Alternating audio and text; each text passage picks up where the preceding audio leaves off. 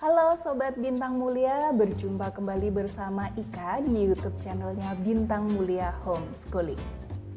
Ya, Sobat Bintang Mulia, mana yang lebih penting? Ranking ataukah skill anak? Nah, orang tua mana sih yang tidak senang kalau anaknya ini mendapatkan ranking di sekolah? Tapi sebaiknya orang tua tidak menjadikan ranking itu sebagai satu-satunya tujuan ketika mendorong anak untuk belajar. Pastikan juga kemampuan atau skill anak juga semakin meningkat. Anak mendapatkan ranking di sekolah memang suatu kebanggaan bagi orang tua. Dari sisi anak, ranking juga dapat menjadi ganjaran membahagiakan yang dapat memotivasi anak untuk belajar lebih giat lagi. Tapi perlu dipertimbangkan kembali, apakah motivasi orang tua mendorong anak belajar selama ini hanya semata-mata untuk mendapatkan ranking tinggi di sekolah, atau sebagai wujud mencintai anak agar anak mendapatkan yang terbaik. Nah, tuntutan ranking dari orang tua ini tentu saja dapat membebani anak. Tanpa Anda sadari, banyak orang tua yang sudah menjadikan ranking anak itu sebagai obsesi untuk memuaskan harga diri orang tua. Agar anak bisa mendapatkan ranking, tidak sedikit orang tua yang mendesak atau memaksa anak untuk belajar secara berlebihan. Tidak cukup belajar di sekolah pagi sampai siang hari, anak-anak juga diberi berbagai macam les tambahan untuk meningkatkan skill dan juga prestasi di sekolah.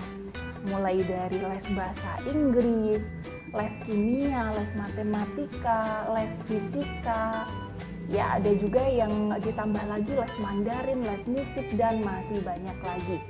Nah, ini berakibat anak-anak akan kehilangan waktu bermain di usia anak-anak untuk mengejar ambisi dari orang tua tersebut, yaitu untuk mendapatkan ranking di kelas. Ya, tuntutan memperoleh ranking malah dapat menjadi beban bagi anak yang bisa membuat si anak itu stres. Bukannya belajar untuk mendapatkan pengetahuan yang bisa diingatnya dalam jangka waktu yang panjang dan dia aplikasikan dalam kehidupan nantinya.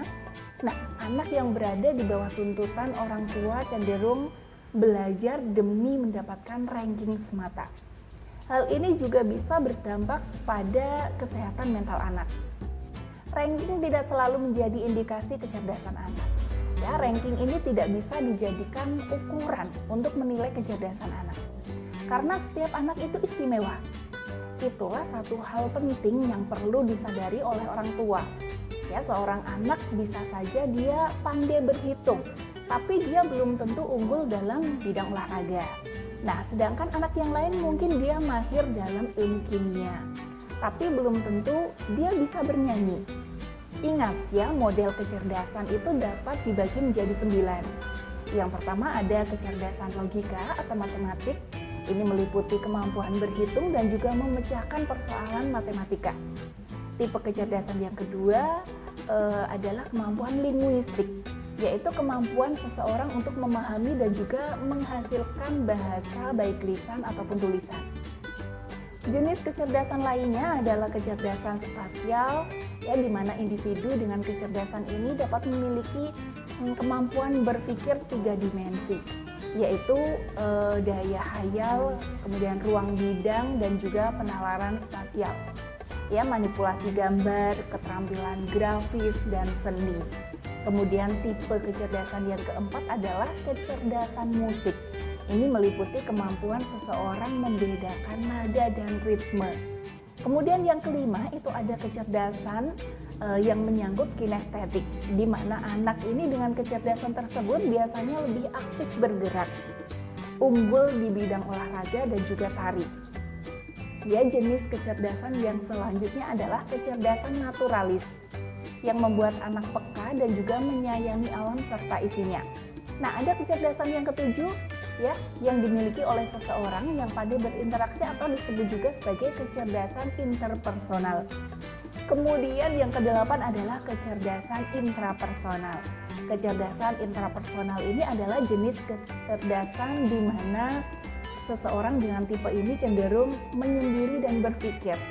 Ya, kemudian yang terakhir adalah kecerdasan eksistensial. yang memiliki kepekaan terhadap asal-usul manusia, kemudian arti hidup dan mati, serta proses semesta. Nah, dengan adanya berbagai bentuk kecerdasan tersebut, tidak adil rasanya kalau kita menentukan kecerdasan seorang anak itu hanya dari rankingnya saja. Jadi kesimpulannya, ranking bukanlah hal terpenting, ya, melainkan menemukan jenis kecerdasan yang dimiliki anak dan menggali skillnya berdasarkan kecerdasan tersebut. Nah, itu adalah hal yang lebih penting yang semestinya dilakukan oleh orang tua. Ya, Sobat Bintang Mulia, terima kasih sudah menyimak. Demikian yang saya sampaikan, semoga bermanfaat.